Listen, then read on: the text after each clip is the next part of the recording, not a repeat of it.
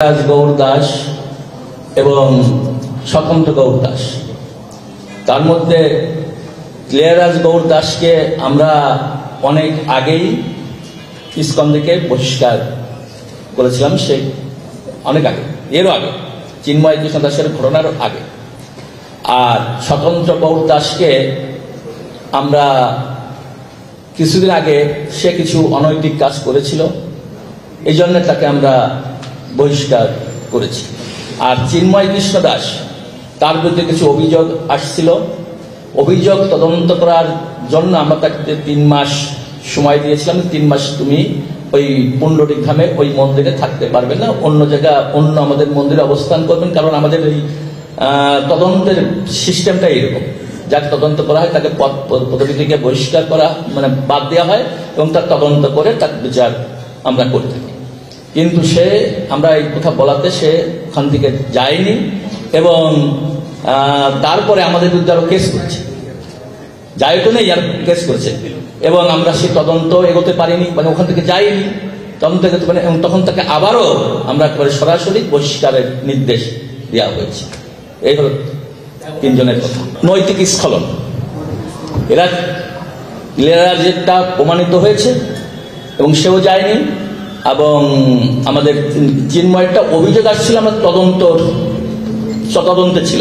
সিস্টেমটা হচ্ছে তদন্ত করার সময় তাকে 3 মাসের জন্য মন্দির ছেড়ে অন্য জায়গায় থাকতে হবে। কি করেছিলেন তিনি? নৈতিক স্খলন, যেটা আমরা বলে থাকি, নৈতিকতা আমাদের যেমন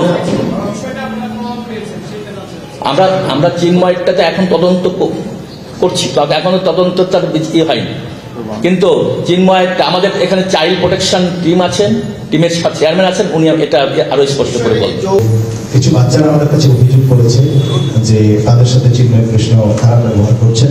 বাচ্চাদের সাথে আমরা খুবই স্ট্যান্ডার্ড বিহেভিয়ার, সবসময় ইন্টারন্যাশনাল লেভেলের স্ট্যান্ডার্ড আমরা বিলং করি বা তাদেরকে প্রোভাইড করি আমাদের সোসাইটি। তো তারা অভিযোগ করেছে যে তাদের সাথে মিসবিহেভ করেছেন বা মিসকন্ডাক্ট তাদের সাথে হয়েছে। তো সেই নিউজটা আমাদের কাছে আসার সাথে সাথে ওনাকে আমরা একটা চিঠি ইস্যু করি, যে ধরনের কিছু অভিযোগ আমরা পেয়েছি সেটা আমরা খতিয়ে দেখতে চাই। সেই চিঠি ওনাকে আমরা প্রোভাইড করেছি, কিন্তু উনি আমাদেরকে হেল্প করেন। আমাদের নিয়ম হচ্ছে যার বিরুদ্ধে কোনো অভিযোগ পাওয়ার সাথে সাথে তাকে সেই মন্দির থেকে আমরা সাময়িকভাবে 2 মাস 3 মাস যতদিন আমাদের ইনভেস্টিগেশন করতে লাগে তাকে অন্যত্র আমরা পাঠিয়ে দেবো, এবং তিনি কোনো রকমের অ্যাক্টিভিটিসের সাথে যুক্ত থাকতে পারবেন না। তো সেটা দেওয়ার পরে তিনি আমাদেরকে কোঅপারেশন করেননি, না করার কারণে আমরা তাকে পার্মানেন্টলি বহিষ্কার করেছি। এবং সাথে আরো কিছু বিষয় ছিল, আমাদের যে ইনস্ট্রাকশন ছিল যে আপনাকে সংগঠনের যে বিষয়গুলো আছে সেগুলি মেনটেন করতে হবে, আচরণগত কিছু দিক আছে সেগুলি তিনি করেন। তো যেহেতু আপনারা জানেন যে এটা খুবই স্ট্যান্ডার্ড একটা সংগঠন, আমাদের 4টে বেসিক প্রিন্সিপাল আছে, একটা যদি কেউ ভঙ্গ করে তবুও তিনি এই সংগঠনের সদস্য হিসেবে বিবেচিত হবেন না।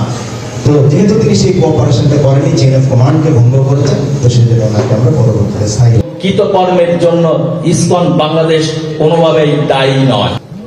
গত 5ই আগস্ট গণ অভ্যুত্থানের মাধ্যমে সরকার পরিবর্তনের পর থেকে কিছু মহল আমাদের সংগঠনকে বিতর্কিত করার লক্ষ্যে বিভ্রান্তিমূলক বক্তব্য এবং ভিত্তিহীন অভিযোগ তুলে সমাজে অস্থিতিশীলতা সৃষ্টির অপচেষ্টা করছে।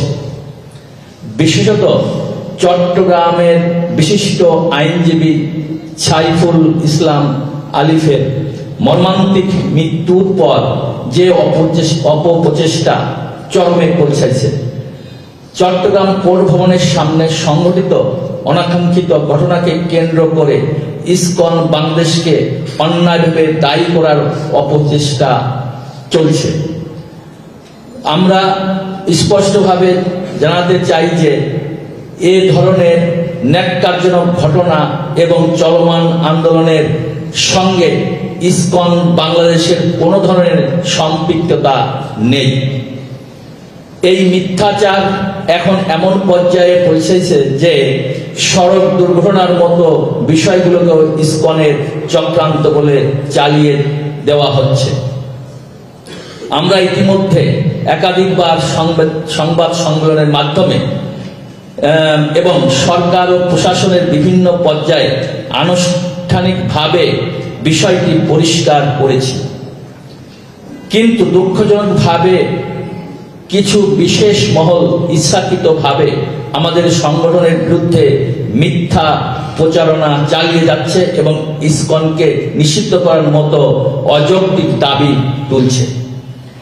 অনেক মাস আগেই প্রবর্তক শ্রীকৃষ্ণ মন্দিরের অধ্যক্ষ লীলারাজ গৌর দাস, স্বতন্ত্র গৌরাঙ্গ দাস এবং চট্টগ্রামস্থ পুণ্ডরীক ধামের অধ্যক্ষ চিন্ময় কৃষ্ণ দাসকে সাংগঠনিক শৃঙ্খলা ভঙ্গের দায়ে ইসকনের সাংগঠনিক পদ পদবী সহ ইসকনের যাবতীয় সাংগঠনিক কার্যক্রম থেকে অব্যাহতি দেওয়া হয় এবং উল্লেখ করা হয় যে তাদের দ্বারা সংগঠিত কার্যক্রম ইসকনের কার্যক্রম নয়।